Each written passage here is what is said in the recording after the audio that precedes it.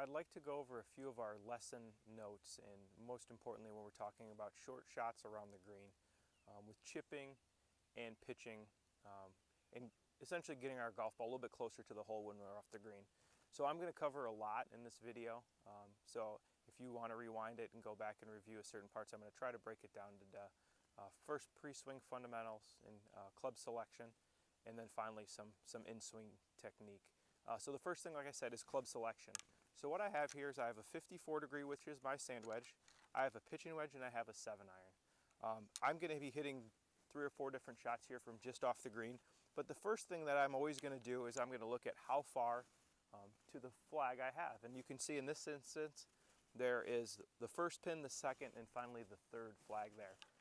I'm going to talk a little bit about, again, when I'm hitting these chip and pitch shots, I like to call them finesse shots, because when I think of finesse, I think of shorter and I think of controlling distance.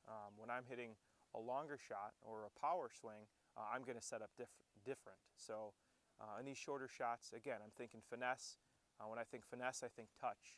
And essentially what we're trying to do is use our touch and our skill to get the golf ball closer. So with this first flag that I have here, I can see that there's a little bit of fringe here between myself and the flag. So I'm going to need to get the golf ball to go up in the air. You can see the middle flag. If I were going to go to that, I have a little bit more green to work with. In that instance, I may grab my pitching wedge. And then finally, that last flag, I can see that I can get the golf ball on the ground and get it rolling. Again, anytime we can keep the golf ball close to the ground and get it rolling, we're going to have more control over it. So again, on this shorter little shot I have here, again, we're going to talk about setup and technique now. So a little bit about setup and technique. Here with my 54 degree, most of these shots, again, I'm going to be setting up here, and you can see my ball position. So most people have been taught to play the golf ball off their right foot, lean the club handle left, and you're going to want to hit down. What that does is one of two things. The way the golf club is designed, it's going to allow the golf club to dig in the turf. It's not designed to dig in the turf, it's designed to bounce off the turf. If we set up a little bit different, which I like to see is the golf ball positioned between our 2 feet rather than back off of our right foot for us right-handed golfers. I like to see it positioned in the middle of my feet. Now when I set up and grab the club, you'll see that the club is no longer leaning forward. What that's going to allow us to do is as I swing, the club is going to be able to be used the way it was designed and bounce off the turf. Next thing that we're going to talk about in our setup is how far from the golf ball we stand. So, if you can see, if I get here too close to the golf ball, the toe of the club is going to go into the ground and the heel of the club is going to come up. Obviously, if I stand too far away from the golf ball, the toe of the golf club is going to be up and the heel is going to be down too far. Anytime I'm around the green, I would rather see a player err towards the toe being down or get a little bit closer to the golf ball.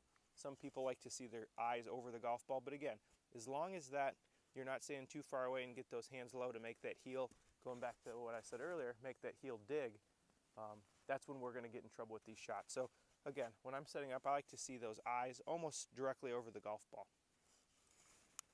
Next point of topic would be the grip. When we're gripping this club, again, although our wedges do not have flat grips like our putters do, I want you to imagine that it's like a putter grip. So this thumb, left thumb would go on top. Our right thumb is also going to go on top. Where we get into trouble is if I start rolling my right hand too far underneath the club, or so my right palm is facing up towards the sky as I grip the club. What's going to happen is as I come in impact again, it's going to force us to dig. So again, when we're taking our short or finesse shots around the green, think thumb on top, and that's going to allow the club again to bounce off the turf. So those are the 3 or 4 different things we talked about as far as setup before we hit our shots. Okay? When we set up into these shots, so again, I have my thumbs on top, my feet are extremely close together, I got my ball position, as you can see here, I have my ball position between my 2 feet.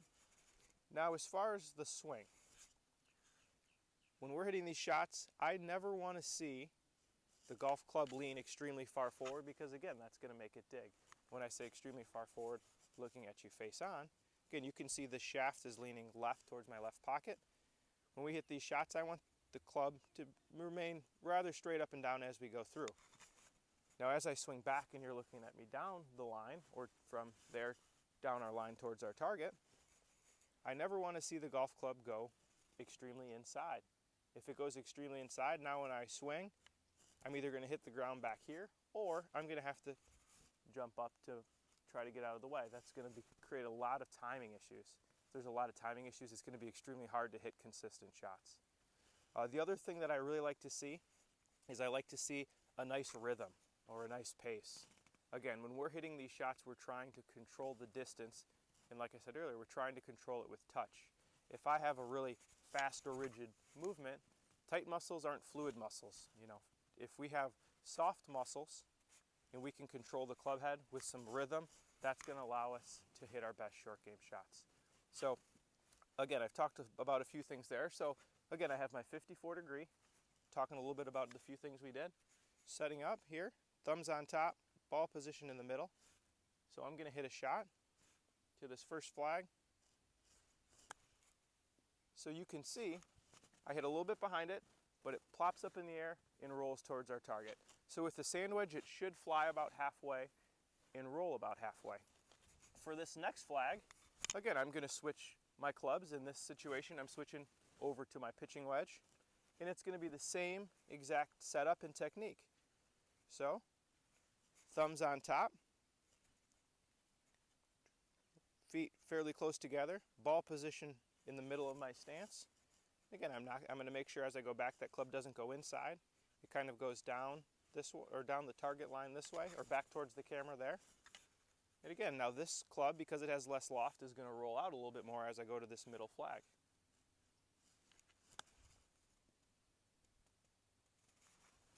Again, I went a little bit too far, which means I could take a little bit smaller swing. I'm never going to change my speed. I change the length of my swing to control the distance, or I can control the club. As in this case, I'm going to go to that last flag, and I have a 7-iron. Again, a 7-iron has less loft. It's going to get on the green and roll towards our target. The reason I may use a 7-iron in this instance is a shorter swing is always going to have less time to make a mistake. If I were to take my 54 degree, obviously more of the energy is going to be back and through, is going to go up in the air. Where with this club, I can take almost a putting stroke with the same setup, a short little stroke to get the golf ball to go all the way to that target back there. So I'm going to set up the exact same way, thumbs on top, toe the club up a little bit, and then I'm going to go back and through to get that golf ball rolling towards our final target.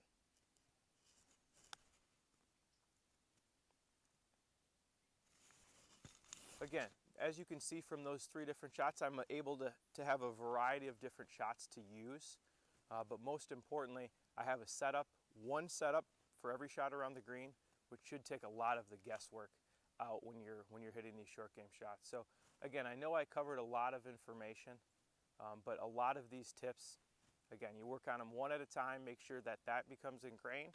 Once that becomes ingrained, you add the next layer.